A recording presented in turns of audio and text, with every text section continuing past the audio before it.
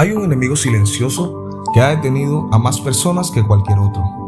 No es el pecado, no es la falta de recursos, no es la oposición, es el miedo. El miedo roba sueños, paraliza proyectos y entierra destinos. Y lo más peligroso es que el miedo se disfraza de prudencia, de cautela, de no es momento. La Biblia es clara al respecto. En Apocalipsis 21:8 dice: pero los cobardes e incrédulos tendrán su parte en el lago que arde con fuego y azufre. Fíjate bien, los cobardes encabezan la lista. Están antes que los homicidas, los fornicarios y los hechiceros. ¿Por qué?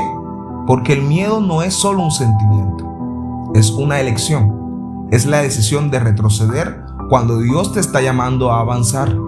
Hebreos 10:39 lo dice claro: pero nosotros no somos de los que retroceden para perdición, sino de los que tienen fe para preservación del alma. El miedo te hace retroceder, la fe te hace avanzar, y Dios no diseñó a sus hijos para retroceder. El miedo es real, es una experiencia humana que todos enfrentamos, pero el miedo no es tu identidad. No eres un cobarde, eres un hijo de Dios. El miedo no es un defecto, es una función esencial del cerebro. La neurociencia ha demostrado que el miedo activa la amígdala y el hipotálamo, que envían señales al cuerpo para activar su sistema de defensa. El problema es que el cerebro no siempre distingue entre un peligro real y uno imaginado. Experiencias previas, traumas o aprendizajes erróneos pueden hacer que se active la alarma sin motivo, generando ansiedad o fobias. La amígdala detecta el peligro y envía señales al hipotálamo, que desencadena la respuesta física. Es una cadena rápida y automática. El corazón late más deprisa, la respiración se acelera, los músculos se tensan y las pupilas se dilatan. La corteza prefrontal analiza la situación y decide si la amenaza es real, pero cuando el miedo se vuelve constante o desproporcionado, puede afectar a nuestro bienestar. El miedo deja de proteger y empieza a limitar cuando genera bloqueo. Pero aquí está la buena noticia. El cerebro tiene la capacidad de aprender a gestionar el miedo. Gracias a la neuroplasticidad, puede entrenarse para transformar una respuesta instintiva en un mecanismo de adaptación saludable. Segunda de Timoteo 1:17 dice: porque no nos ha dado Dios espíritu de cobardía, sino de poder, de amor y de dominio propio. Dios no te ha dado un espíritu de miedo. El miedo es un espíritu, no solo una emoción pasajera. Dios te ha dado tres cosas: poder, amor y dominio propio. Poder para enfrentar, amor para confiar, dominio propio para controlar tus pensamientos. La Biblia dice: no temas 365 veces, una por cada día del año. Dios sabía que el miedo sería uno de los mayores desafíos de la vida. Isaías 41:10 dice: no temas porque yo estoy contigo, no desmayes porque yo soy tu Dios que te fortalezco. Empecemos por el principio. Adán y Eva, después de desobedecer a Dios, tuvieron miedo y se escondieron de Dios. Génesis 3:8. El miedo los llevó a esconderse, y esconderse de Dios nunca es una buena idea. El rey Saúl es un ejemplo trágico. Saúl tuvo miedo de perder su reino y su poder.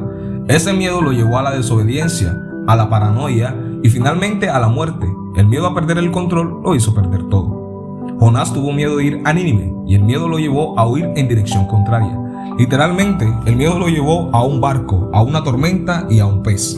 El miedo no te lleva a donde Dios quiere que estés.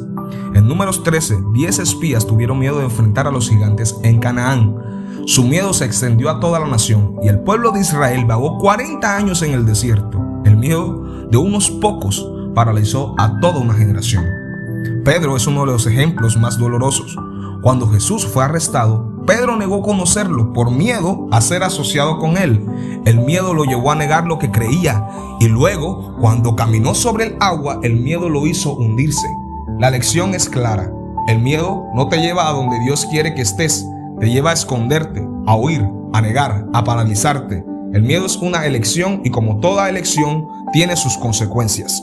Pero aquí está la buena noticia. Dios no rechaza a los que tienen miedo. Dios rechaza a los que se quedan en el miedo. Pedro fue restaurado, Jonás cumplió su misión. El miedo no es el fin de tu historia, es el lugar donde la fe comienza. El miedo no es el fin de tu historia, es el lugar donde Dios te muestra que no estás solo. Ahora bien, ¿cómo vencemos el miedo? Primero, identifica el miedo y llámalo por su nombre. El miedo genérico es más difícil de vencer. ¿Qué es lo que realmente te paraliza? ¿Miedo al fracaso? ¿Miedo al rechazo? ¿Miedo a lo que dirán? Escribe tus miedos, ponlos en palabras. La psicología y la neurociencia confirman que nombrar una emoción reduce su poder sobre ti. Al expresar lo que sientes, le quitas poder al miedo. Segundo, renueva tu mente con la palabra de Dios. Romanos 12:2 dice: renovad vuestra mente. El miedo se alimenta de pensamientos negativos. La fe se alimenta de la verdad de Dios. Declara la palabra de Dios sobre tu vida. Cuando el miedo te dice no puedes, la palabra te dice todo lo puedo en Cristo. Tercero, actúa a pesar del miedo. El miedo no desaparece esperando. El miedo desaparece actuando. La valentía no es la ausencia de miedo, es actuar a pesar de él. Cuarto, permanece en el amor de Dios. Primera de Juan 4:18 dice: el amor perfecto echa fuera el temor. Cuando comprendes cuánto te ama Dios, el miedo pierde su poder. El miedo y el amor son opuestos. No pueden habitar en el mismo corazón. Quinto, ora y pide. Valentía. Los discípulos oraron: Señor, mira sus amenazas y concede a tus siervos que hablen tu palabra con toda valentía. Hechos 4:29. La valentía no es automática. Se pide, se recibe. Sexto, rodéate de personas que te impulsen a avanzar. El miedo es contagioso, pero la fe también. Busca personas que te animen a dar pasos de fe. La fe se fortalece en comunidad. Josué 1:9 dice: mirad que te mando que te esfuerces y seas valiente, no temas ni desmayes, porque Jehová tu Dios estará contigo en donde quiera que vayas. Dios no te dice que el miedo no exista, te dice que no te quedes en él. Salmo 34:4 dice: busqué a Jehová y él me oyó y me libró de todos mis temores. David no dice que no tuvo miedo, dice que buscó a Dios y fue librado. El problema no es el miedo, el problema es qué haces con él. Proverbios 29:25 dice: el temor del hombre pondrá lazo, mas el que confía en Jehová será exaltado. El miedo es un lazo, una trampa, te atrapa. La confianza en Dios te libera. Segunda de Timoteo 1:17: porque no nos ha dado Dios espíritu de cobardía, sino de poder, de amor y de dominio propio. No eres un cobarde, eres un hijo de Dios, y los hijos de Dios no retroceden. Romanos 8:19 dice: no habéis recibido espíritu de esclavitud para estar otra vez en temor, sino que habéis recibido el espíritu de adopción, por el cual clamamos: Abba, Padre. Dios no te ha dado un espíritu de miedo, te ha dado poder, amor y dominio propio. No eres un cobarde y los hijos de Dios no retroceden. El valiente no es el que no tiene miedo. Valiente es el que tiene miedo y lo enfrenta con fe. El cobarde retrocede, el valiente avanza.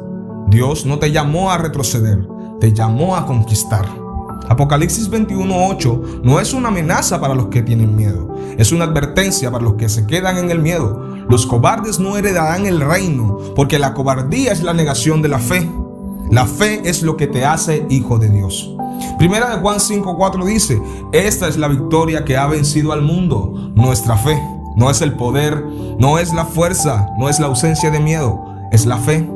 La fe es lo que te da la victoria sobre el miedo. El miedo no tiene la última palabra, la tiene el amor de Dios, la tiene la fe, la tiene la victoria de Cristo. No eres un cobarde, eres un hijo de Dios. Y los hijos de Dios avanzan, conquistan y vencen. Porque el que está entre vosotros y el que está en vosotros es mayor que el que está en el mundo.